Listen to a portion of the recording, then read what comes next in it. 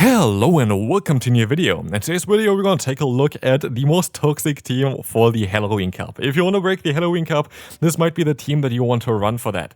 We're going to have here the lead of a WigglyTuff. It's going to be a very nice new to Pokemon. It's by the way the I think second team that I was trying to run for this meta. And it was quite toxic. It was a lot of fun to run. Yeah, we're going to have the WigglyTuff here. By the way, you see already in the first battle, this might not actually be the Halloween Cup, and this is on accident, which is kind of hilarious as well here. Yeah, I sometimes just accidentally queue up into the wrong meta, but funnily enough, this team is also quite solid in the Open Great League. You can run this team in both of those metas. It is actually really solid in both of them. It works out quite well. As you guys see here, for example, in this battle, we are going to be able here to even align ourselves, which is going to be quite nice for us, with the Fearow going down to our Runerigus, which is not something that you're going to see all the time. We have the Stunfisk coming back in, trying to knock us out, being all brave, but then there's going to be a Golduck coming in, which is going to be able to knock you out, and yeah, we win even in the Open Great League with this team, apparently. But also, in this current meta, I think people just don't enjoy facing sometimes the WigglyTuff. The issue is, and this is like something that I kind of faced sometimes, is, like quite often actually, is Shadow Scissor Lead. Shadow Scissor Lead was quite common. This was something that was definitely a bit more tricky, because we don't have the best answers for Shadow Scissor. Doesn't mean that we are particularly weak to Shadow Scissor either. That doesn't really mean that either, because we have a lot of false move pressure against them. In neutral scenarios, you would be able to outspeed Shadow Scissor with the Runerigus, as you're going to be able to reach the Brutal Swing faster than they can reach the Night Slash. But we usually are not in neutral scenarios. We're usually in a scenario where the Scissor is going to go into it with an energy lead. And this is going to change quite a bit of it, and this is going to make it a little bit more tricky if you face it in the lead. If it's in the back, it's honestly not that bad. Like, you have fast pressure with your Golduck, you have the Runerigus that outspeeds it. But if it's in the lead, it can sometimes be a bit tricky. It doesn't mean that you're going to lose straight away with that, but it can be just a bit tricky. That's all I can say here. But as you're going to see, Brutal Swing is coming through against the opponent. It's going to be able to get the final shield from the opponent's Scissor. They're going to survive with a 1 HP in a Dream, which is really annoying here, as the Night Slash is going to land against us. That's not going to be enough to knock us out, and we can actually even reach our Rock Tomb against that Drapion, making this a way closer battle after getting kind of walled here. But a WigglyTuff, sadly, is not going to be enough to win this battle, as they are going to be able to go for the Awkward Tail, which is going to be enough to knock us out, and we're going to be able to move on to the next opponent, where we will face off against our Golduck. Yet again, this Golduck is going to be going up against, there's a little tech move here that I do right now. If you go for 5 fast moves with your WigglyTuff, most of the times you can catch a Dynamic Punch on a Ghost type, and trust me, they don't really like to go for a move like this. And that worked out super well for us. And so I kind of like to do this little strategy. I think it happened 2-3 times where I had the Golduck in the lead against me, and I think it worked every single time. And that is kind of funny, because it's, I don't know, like such a funny strategy there. But it works out most of the times there for sure. Here we're going to get out the Azumarill. And Azumarill is not going to enjoy the Rock Tomb and the fast move pressure there either. And we're going to get them very low with it. I could be run for the Brutal Swing, but I'm not too sure if they would have even shield that, most likely not. But now we can go for the full farmland again with the WigglyTuff. They go into the Weezing. I can debuff them a little bit here with my Icy Wind, and we're going to be able to now swap out into the Golduck, trying to go for the full farm down. They're going to be able to go for a move. This is maybe the Brutal Swing, which would be super effective, but with a debuff we can take one, and with that we are going to be able to win this battle. They decide to forfeit. Alright. We have Marowak next. Marowak is going to be a Pokemon that's a bit tricky for us. In comes the Azumarill. I like the core between those. I really like the core between Marowak and Azumarill. I think it's really a fun one to run for the current meta, and I kind of want to try it out in the Halloween Cup meta as well. This is a core, by the way, if you didn't know, that has been around for quite a while. There was a legend team from No Tactical, I think, back in the day, which was utilizing the combination of the Alolan Marowak. And also, Alolan Marowak actually has quite a bit of history in the Go Battle League meta there, because it was at one point even also part of one of Caleb Peng's most like toxic and strongest team there. I think it was like Marowak double grass. And with that, it's actually a Pokemon that kind of had a little bit of a history, but is not really that great nowadays. But the cool thing here about Marowak is that this Pokemon actually got buffed quite significantly recently in like generally in Pokemon Go. And also, I love the team from the opponent here actually. I might even copy that one, because I think it's something similar than what I already suggested for this Pokemon anyway. But basically what they're running is a Marowak double Fairy, with Azumarill as their face-off and the Wigglytuff as their closer, which makes sense because you cover up the weaknesses of the, here we're gonna win anyway, of the Marowak. With your face-up of the Azumarill as well, you're going to be able to be solid against those ground-type Pokemon. Wigglytuff in the back is going to be alright generally as well in the current meta, and just have double coverage against Dark-type Pokemon. In comes Amoonguss. It's a funny Pokemon here, by the way, Amoonguss, because Amoonguss is such a weird one. Amoonguss could have access to Sludge Bomb, so I just went for a shield here just to cover up that potential option for the opponent to go for that move. But also, Amoonguss is going to go for resisted damage here, and they go for neutral damage here, but they do like basically double resisted fast move pressure against us, which is kind of funny. Amoonguss is such an interesting Pokemon running Astonish on it. It's such a good Pokemon in the main CS games, by the way, which I wish it was a little bit better here as well, but like it's like one of the most broken Pokemon in the main CS games. I think recently it didn't really see that much success anymore though, because there was like Brute Bonnet, which is basically Amoonguss in the past form, which is kind of a cool one that kind of took over as well. I think won even the last World Championships. Anyway, are you following VGC as well? Are you following TCG? And by the way, a TCG collector. I like to collect cards. Is there anything other Pokemon games that you're playing other besides Pokemon Go? Let me know down below. Would be very interesting for me to see. But as you're gonna see as well, we're going to have the Clodsire. Clodsire is going to be a Pokemon where you're going to rather want to go for a shield, as Earthquake is going to be quite a bit too much for us to deal with. We're going to try to outspeed them here, but they're going to be able to still reach another move in time. Is this going to be the Earthquake? It is. Is it going to knock us out? It does not, and we're going to be able to win this battle with yet another Shadow Punch from our Shadow Golurk, being able to knock out the opponent's Ground-type Pokemon. And with that, we are going to be able to move on to the next one. By the way, the Marowak team, which is funny that we face Marowak now as well, is a bit weak to Nidoqueen. I think Nidoqueen can be a bit of an issue, but look at this. You're going to have the Wigglytuff again. I guess this is a team that maybe has been showcased before as well. But yeah, we're going to have maybe here the Azumarill in the back. We will find out very shortly.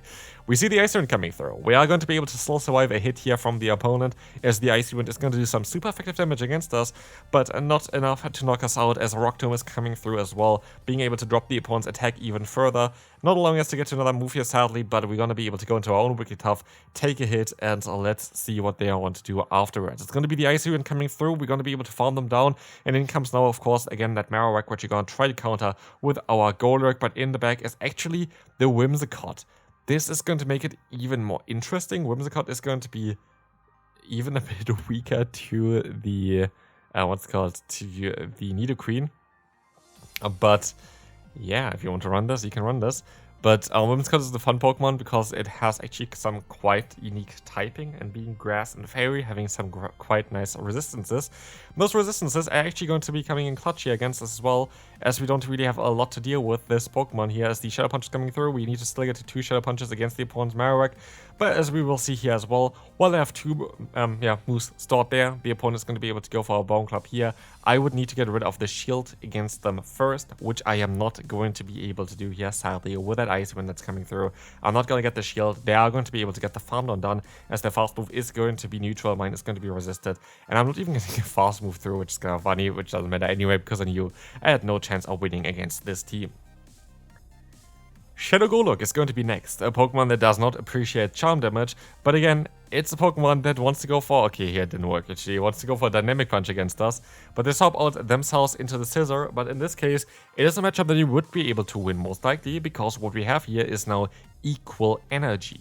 And equal energy means that I am going to be able to now outspeed them with the next Brutal Swing. And this is crucial, as now we are going to be able to get a lot of damage onto them. We're not going to be able to knock them out. I would have been if I wanted to use a shield, but then I'm going to get KO'd next turn from the Golurk. But I'm going to be able to get them low enough that Wigglytuff can even come in here. And in comes the Golurk. Let's see if it's going to be the Dynamic Punch or the Shadow Punch. It is going to be the Dynamic Punch, so they're going to be kind of out of energy. They have the Galvantula in the back. And Galvantula learns Energy Ball, as far as I know. But mainly doesn't want to run this move, it rather wants to run Discharge as well as the Lunge, which is going to be resisted on our Golurk, and we're going to be able to win this battle with this toxic ABB style line. And yeah, actually I wait a little bit to release this team, because if I release this on the first day, people are going to be like, oh no, this is going to take over, whatever. This is a very solid team to run. It is a very solid team to run. I expected that Nidoqueen would be even more common than it actually is. This team was designed to counter Nidoqueen with my backline. But yeah, as you're gonna see, it's still like such a broken team. Like, what the hell? We're gonna have here the Wicked Stuff taking down the Greninja. I can let the move go. I expect another ground type in the back, a ground poison type. I expect Clodsire here. It is not going to be that. It's going to be a Ninetales, which is honestly quite a bit bad for me. I have no idea if I'm going to be able to win against this Pokemon. But what you see as well is I don't actually swap out of here, because I knew I can still get to another move here. I know that I should be able to survive a Weather Ball as well against my Runerigas now. I know every single time they go for a charge move, I get a free fast move in, and I get them slowly but surely into a range where I am going to be able to go for a Brutal Swing even to knock them out. But I don't even have to, because they're gonna go for their move now anyway, which means they're guaranteed energy dry. There's no energy on this Ninetales. As you see, that's not going to be enough to knock us out, and with that, we are going to be able to go for the Rock Tomb, which is now going to be able to take down the opponent's, Runerigas, the opponent's Ninetales there with our Runerigas. We can move on to the next opponent. But yeah, basically we have like literally the definition of a toxic team. This is the Open Great League. This is not designed to deal with an Empoleon. And that's the funny thing as well. I feel like as soon as I go into the wrong league on accident, I'm just getting hardwalled by Pokemon that don't even see that often. Here we're going to have a team from the opponent with the Chestnut and the Empoleon. Alright. I still have a chance here though. My chance is to knock them out here with my Wigglytuff. I can't use a shield here at all. And then I have to hope there's a Pokemon in the back that is weak to Mud Slap, or the Shadow Punches, or the Icy Wind that I'm going to have stored after this move. I'm not sure. We're going to see the Swap Out though. They're going to lock themselves into the Empoleon, which is actually better for them than for me, because now they still have the Chestnut alive. Chestnut, I think, has enough energy to get to a move still, but I can have to play the risky. And so I could go for the Shadow Punch, but I opted to go for... No, actually go for the Shadow Punch here. This would knock them out, but I could see them going for a shield here. They decided to let the move go, never mind. They have in the back the Talonflame, that is impossible for us to deal with. We're gonna try our best here. We're gonna go for a move with our Golurk, going for the Shadow Punch here. I can go for another fast move, swap out, go for the Swift combo play, I want to say, but I didn't even go for the Swift. I should have went for the Swift, because this would have allowed me... Oh wait, the Undercharge. That is a mistake, because as long as this Incinerate doesn't knock me out, I win this battle. And while we're getting hardwalled here in the wrong league, we're going to still be able to win this battle. And I think we're 2 for 2 for the Open Great League right now, which is hilarious. Next up, we're going to have yet another Marowak, which is going to have definitely somewhat of a fairy type in the back, as I want to say. But actually going to have the Mandibuzz here. And Mandibuzz is going to be a Pokemon that I exactly want to bait out with the Runerigas. They fell for the trap. This is the trap. We're going to have here the option now to go for the Rock Tomb. Foul Play is coming through. I should have Moss Shield the first one, because I should try to keep alignment here. Alignment would be perfect. Alignment is what I need. The opponent decides to use their move here now. I decide to even let this move go. Foul Play is still not enough to knock me to the point where I can still go for another charge move, forcing the shield from the opponent. This could be crucial, but I'm curious on what they're going to run in the back. Is it going to be yet another Pokemon that I would rather want to have shields up against my Runerigas? We have to see first. We're going to see that the opponent stays in here for a bit, allowing me to get A, energy, B, unline our Switch Clock, and C, just kind of revealing now their final Pokemon, the Togekiss, which is going to be okay for us. We got them lower already on the Marowak to the point that they're close to even Charm plus Icy Wind range. But we have to see what the opponent's going to do still with their Togekiss. I'm forced to go for a charge move. My Switch Clock should be up soon. There shouldn't be. And with that, I'm going to be able to swap out now into my Wigglytuff in order to take the hit here. It's going to be the Aura Sphere, it's going to do some solid damage, but I should be able to go for the Icy Wind, dropping the opponent's attack permanently for the rest of this battle, definitely, because they're not going to get out of here alive with their Marowak anymore. But I can even reach another charge move, but I'm not too sure if this is actually going to help me, because now there's still the Togekiss around. Can we still win this battle against Togekiss? We would need to Mud Slap them down, and we can. What a game that was, and we are going to be able to now move on to the next opponent, where we face yet another Togekiss. Do they know about my Rock Tomb? Let's find out. Rock Tomb is coming through. It is going to connect. It is going to allow us as well to take hits now way easier from the opponent. And while we are ground type, we don't have ground type coverage, so the Grimer was actually quite safe there. And with that, the Grimer comes back in. Grimer's running Mud Slap as well. It's a very solid fast move. It's a very good coverage option in the current meta, allowing you to even knock out something like a Clodsire with Mud Slap and Mud Bomb. You have Stutch on this Pokemon, which does some solid damage. It's actually a really good Pokemon to run.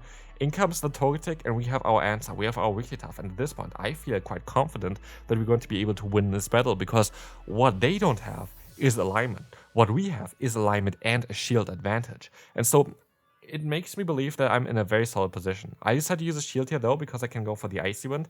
And the issue is the opponent is going to be very likely soon able to stop out again. I should very likely should have just went for the swift there. But they are going to stay in here for a swift, and that's alright. This is going to be okay. We're going to be able to get a lot of damage onto them. Not enough to knock them out, but we have still, of course, our Golok available for us, and we can just use a shield, farm down, have the Shadow Punch, win the battle. That's my plan here. That is going to work out. I can even go for the Dynamic Punch if I want to troll. I didn't troll here because I was not sure on how much health is still left, but it's going to be it for this video. The most toxic team is broken here. This is so good. Hopefully you enjoyed it. If you did, feel free to leave a like, and I will see you then. Bye bye.